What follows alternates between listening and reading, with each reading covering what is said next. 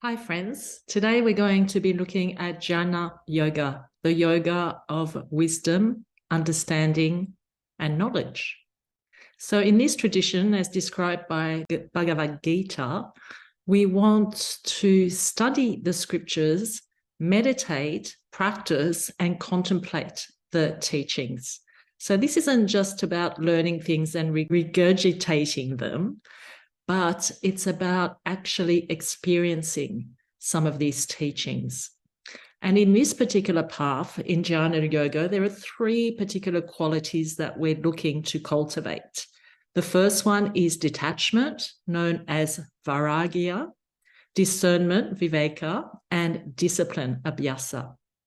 So in today's practice, we're going to be looking at these three qualities designed to really hone in on those three things that are really important in this tradition of Jnana Yoga.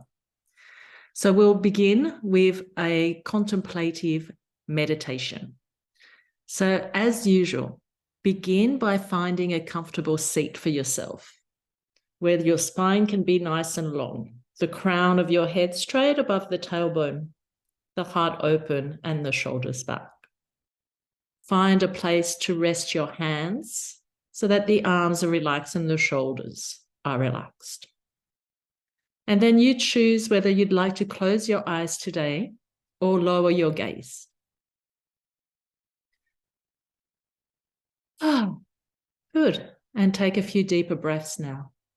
Settle into your body. As you breathe in, feel the cool air enter your nostrils and filling up your lungs. And as you breathe out, feel the slightly warmer air leave your body. Keep your attention on the breath.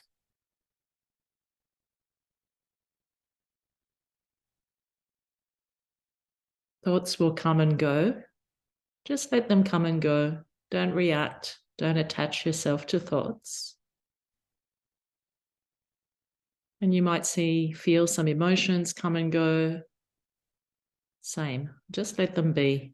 No need to identify with anything.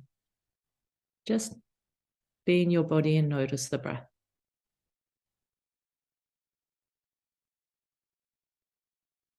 We'll begin the practice of vairagya, detachment. So bring to mind something that you're attached to, perhaps a person, a possession, a pleasure, a status. Whatever pops into your head first is perfect. Don't go looking too hard. We're just practicing. So whatever you've picked here, just acknowledge the attachment that you have without feeding it too much attention or too much energy. We're just acknowledging, not creating stories or backstory, not justifying. Just acknowledge the attachment.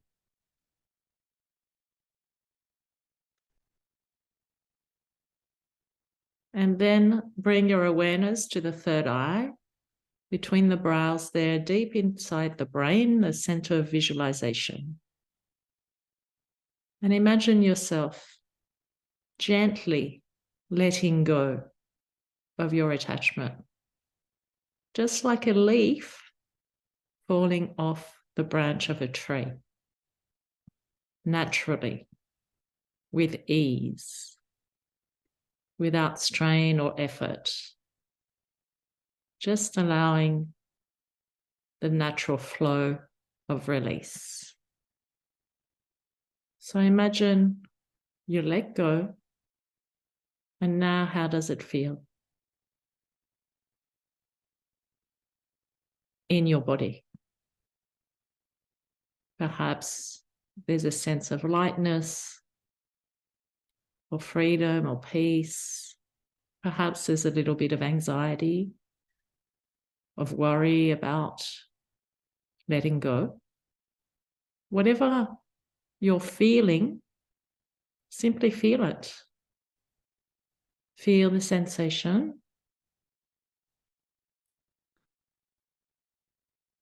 and see if you can soften into it.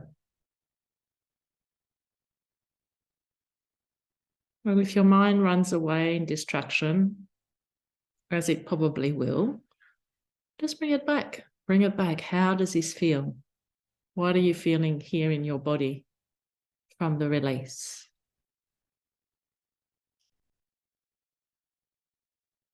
So learning to let go of attachments, whether that's people, possessions, outcomes, the way that we expect things to be.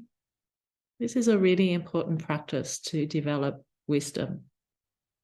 And Jnana Yoga is the path of developing wisdom, understanding the nature of things.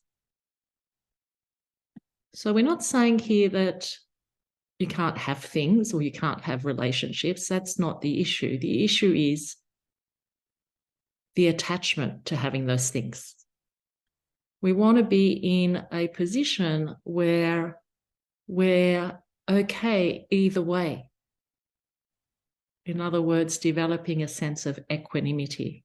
This is one of the big lessons in the Bhagavad Gita. That sense of we're okay if we have that thing, but we're okay if we don't have that thing. And I'm sure you can see how this is really freeing and how it alleviates a lot of suffering or unease or frustration.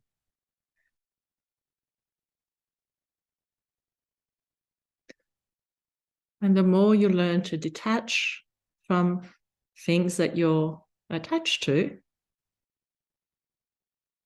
the easier it is to accept things as they are. So let's take a little moment now to contemplate, because contemplation is an important part of this practice. There's the learning, then the practice, then the contemplation. Then we go back to the learning, the practice, then the contemplation, and that's how we grow our knowledge. So thinking back on that practice of vairagya, what was the first thing that came to your mind when you thought about attachments? And how did it feel when you imagined letting go? What was the emotion that came up for you? And did the visualization help you to let go, even if it just helped you a little bit?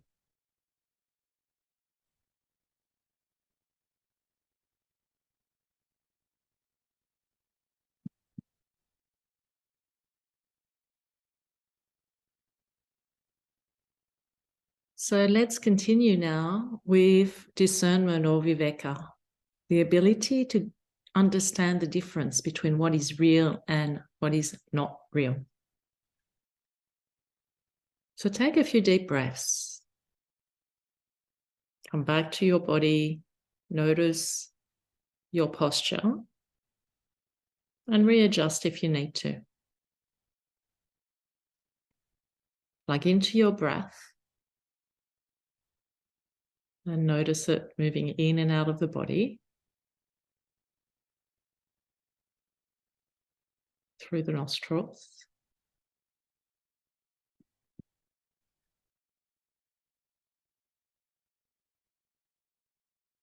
Okay, now bring to mind a situation in your life where you feel confused or uncertain. For example, perhaps a decision that you need to make or a problem you're trying to solve. Whatever pops into your head first is fine and perfect. So bring the situation to mind and simply ask yourself, what is the truth of this situation? Pause. Wait for the answer to arise.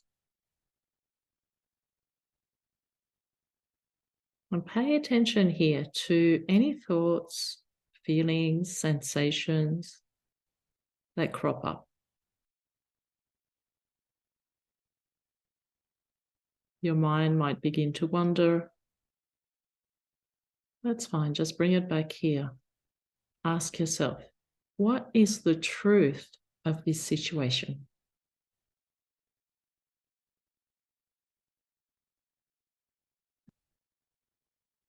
And as you observe your thoughts, your feelings, begin to separate the facts of the situation from your own opinions or assumptions or judgments.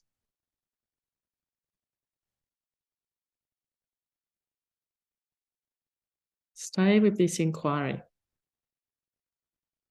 with the aim of getting some clarity or some insight on the situation.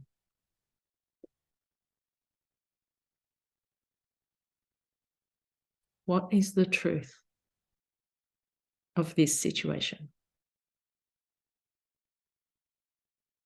But notice what comes up. Notice any resistance.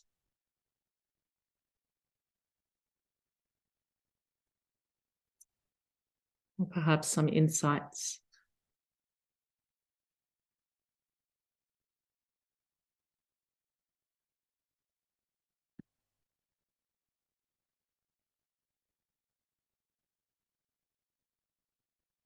Okay, and take a few deeper breaths now. Bring yourself back to your body, to your breath, and the present moment.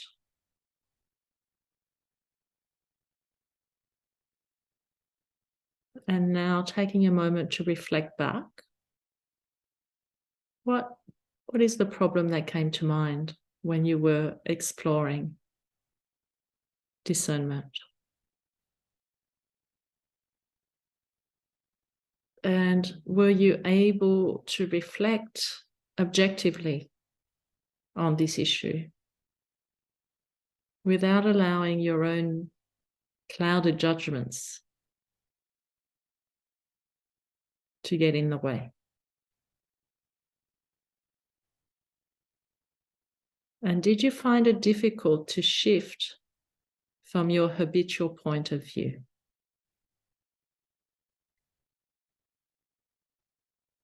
So the practice of discernment and self-inquiry takes time to cultivate. It's not easy. It's a skill that requires patience, exploration, and time, and of course, practice.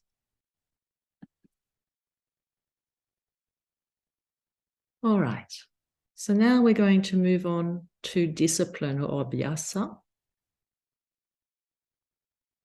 This one is to help you develop sustained effort and concentration for self-inquiry, for practice.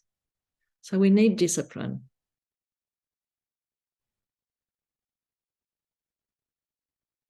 So notice your seat, notice if you're comfortable and if you need to make any adjustments before stillness and quiet here.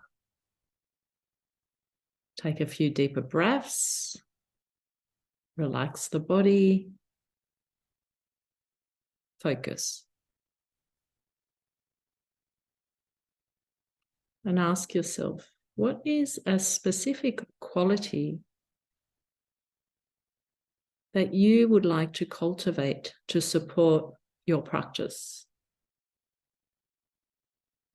It could be something like patience, compassion, strength.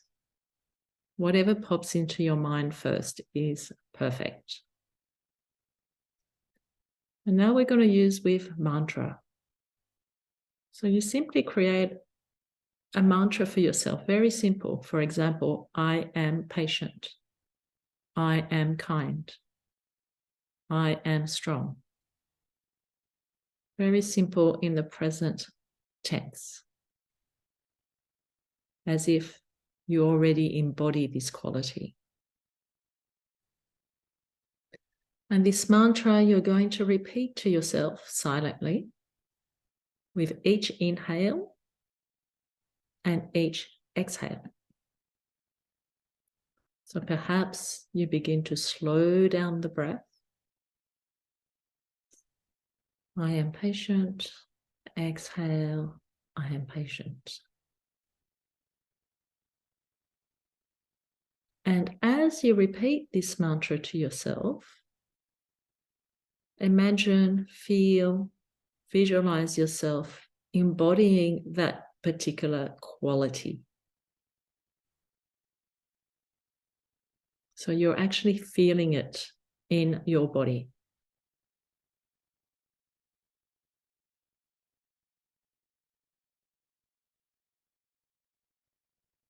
And each time that your mind tries to take you away, as it will, come back to the mantra, keeping you present and focused.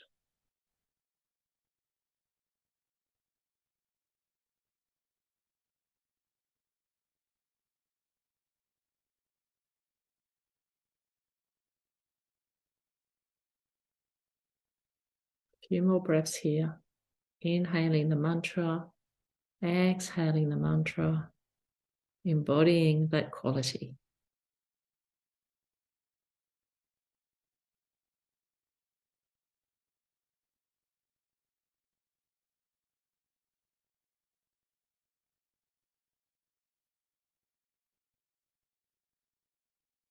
Take a few deeper breaths and come back to your body and your breath.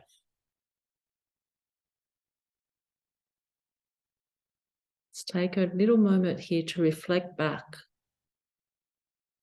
What quality do you most want to cultivate to practice, to support your practice? This is good to know. And you know what to focus on. Did you find the mantra helpful in cementing that particular intention?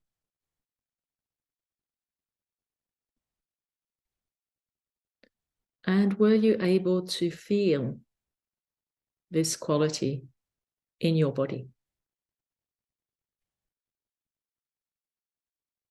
So see, this is a very simple way to begin to find more discipline.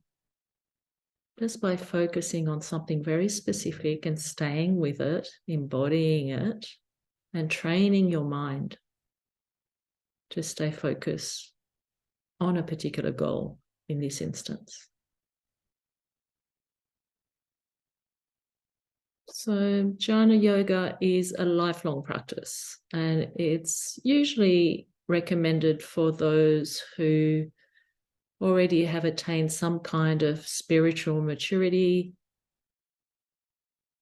that are interested in the scriptures, in practicing meditation, and in self-reflection.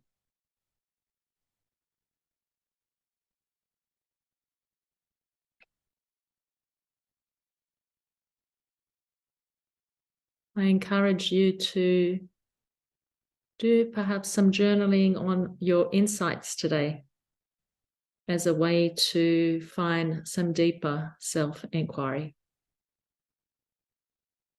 So let's finish now with 3 cleansing breaths. Big inhale through the nose, lift the shoulders, lift the chest, sighing out. 2 more. Inhale. Big sigh out. And then 1 last one. And big sigh out.